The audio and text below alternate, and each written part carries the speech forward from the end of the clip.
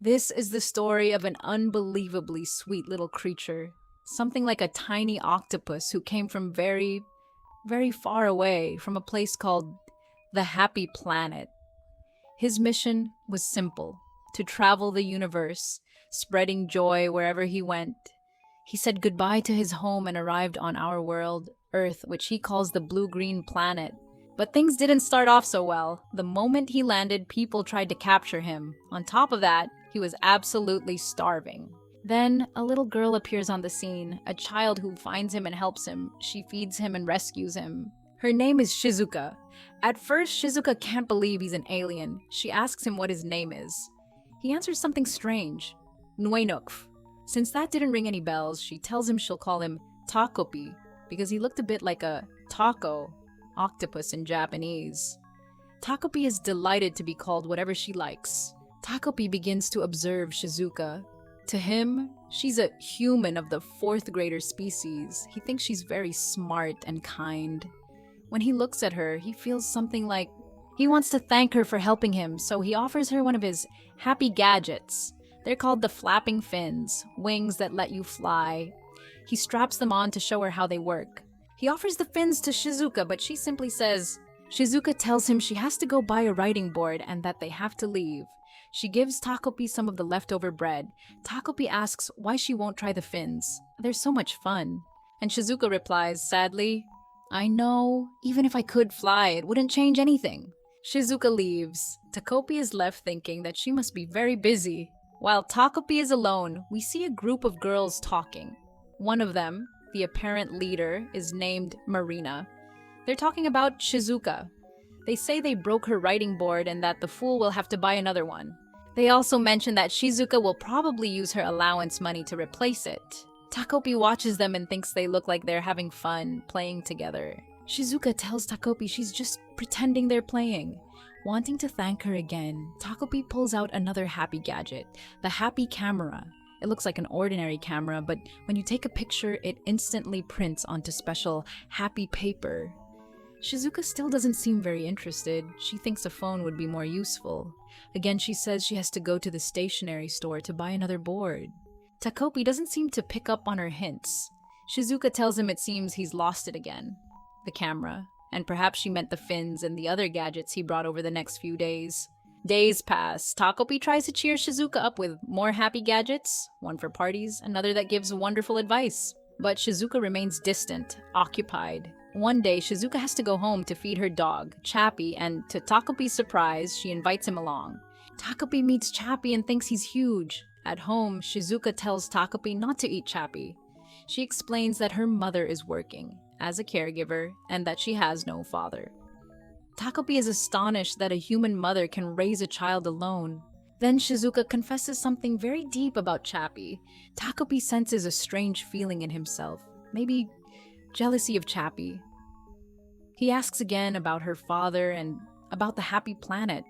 Takopi tells her his planet is far away and that happy fruits grow there, inviting her to visit someday in his spaceship. Shizuka says she can't go. She doesn't believe in magic. Takopi insists it's not magic, just happy gadgets, and it's only a little hop. But Shizuka, with overwhelming sadness, tells him she can't go anywhere, neither to the happy planet nor to where her father is. In that moment, Takopi hears his mother's voice, Mama Happy, reminding him of an important rule. Happy gadgets must always be used within sight of the Felichin, that's him, and never left in alien, human hands. Takopi shrugs it off. She doesn't want to use the gadgets, so he thinks he won't break the rule. But he wishes Shizuka would smile again, and he soon plans to invite her to the happy planet. Later, Takopi notices that Shizuka has marks on her face, and she tells him she got into a fight with a friend. Takopi connects this to how humans change color when they're upset. He turns red when he's embarrassed. He recommends another happy gadget, the reconciliation ribbon. If she and her friend hook their pinkies together with it, they instantly make up. It's tough and can stretch infinitely. Shizuka likes the idea and wants to try it. Takopi explains how. Hook your pinkies together. Shizuka asks to borrow the ribbon so she can try it on her own, at her own pace. Takopi recalls his mother's rule about not leaving gadgets with aliens. but Shizuka asks so sweetly. Takopi decides to lend it to her, asking her to check with him if she has any questions, hoping she'll make up with her friend. Shizuka heads off saying, "Okay," and "bye." At first, Takopi isn't worried. He trusts Shizuka, but then he starts to feel uneasy. Not because he's curious if they reconciled, but because the ribbon tangles when it stretches too far, and he knows she might not be able to untangle it by herself. He decides he has to help her and goes to find Shizuka. He finds her with the ribbon in a horrifying way. She's up high, tangled in the ribbon. Takopi explains that the ribbon shouldn't be tied to the beams, reviews how to use it, and asks her to come down. But Shizuka doesn't respond. Takopi calls her over and over. "Shizuka! Shizuka!" And suddenly, he realizes the terrible truth. Shizuka has taken her own life using the reconciliation ribbon that Takopi lent her. Takopi is devastated and begs her forgiveness. He thinks it was because he broke his mother's rule. He reflects on death, that it's the fate of every being in the universe and cannot be undone, not even with the most advanced technology. But then he remembers the happy camera. Although it can't store photos, it has a special function, the time camera. If you take a picture and then have the camera read it, you can return to the exact moment it was taken. Takopi thinks about humans and how they call taking one's own life suicide. He doesn't understand why Shizuka did it. He wants to ask her, to talk with her, to get to know her better and find together a future where she doesn't have to die.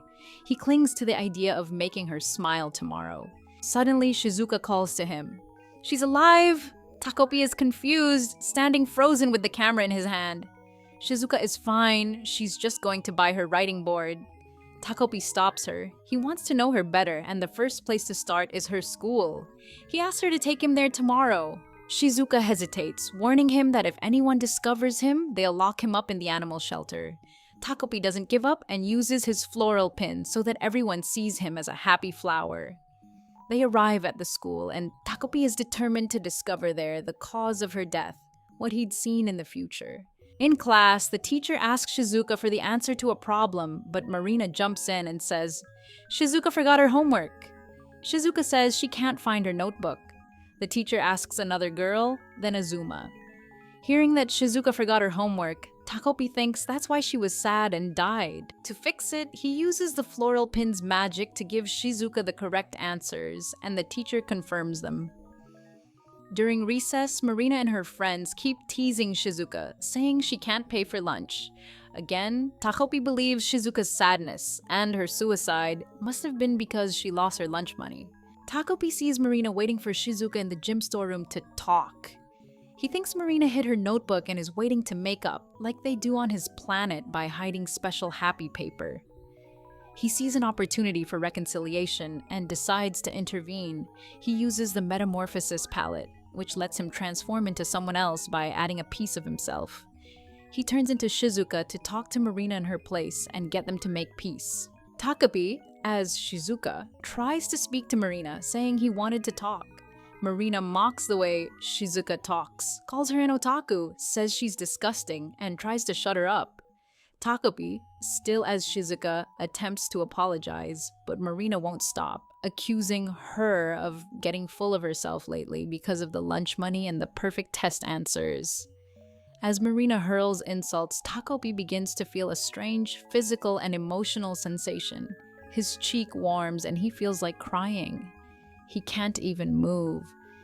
Marina continues her tirade, calling Shizuka human trash and saying awful things about her mother and father. Just as Marina screams something especially horrible, the real Shizuka comes running and gets in the way, defending herself and telling Marina she has no right to say those things, that they could understand each other if they talked. Furious, Marina then reveals that Shizuka gave her the next day's homework answers. Marina mercilessly attacks Takopi disguised as Shizuka. Immediately afterward, Takopi rewinds time with the time camera. After this event, Takopi began to fear Marina, but he wondered why she had acted so cruelly. He remembered her words, that Shizuka had been getting full of herself lately over details like lunch money and always having the right answers in class. Those hateful comments wounded Takopi deeply. He realized this wasn't a game or a simple misunderstanding as happens on his planet. With great apprehension, Takopi transformed back into Shizuka to confront Marina again, but this time differently. In his Shizuka form, Takopi went to find the teachers before Marina could hurt the real Shizuka, since the real Shizuka had gone to face Marina. Thanks to his intervention, the real Shizuka only received a single blow to her face. Marina leaves, and Shizuka explains to Takopi that the teacher was confused because she saw Shizuka getting hit, but it was actually Takopi in disguise. She thanks Takopi for saving her, for helping with the answers, and for finding her notebook. She tells him the bullying started when her mother became friends with Marina's father. Takopi feels guilty, thinking it's all his fault and that Shizuka suffered so much because of him, but Shizuka says things haven't been so bad lately. Feeling useless, Takopi once again promises with all his determination that he will keep helping her. Meanwhile, Marina is furious that her attempts at bullying no longer work on Shizuka, wondering what's come over her this week. At home, Marina's mother scolds her and asks if she's on her side. Marina replies that she is and will do whatever her mother tells her. And that's how this episode ends, with Takopi resolved to help Shizuka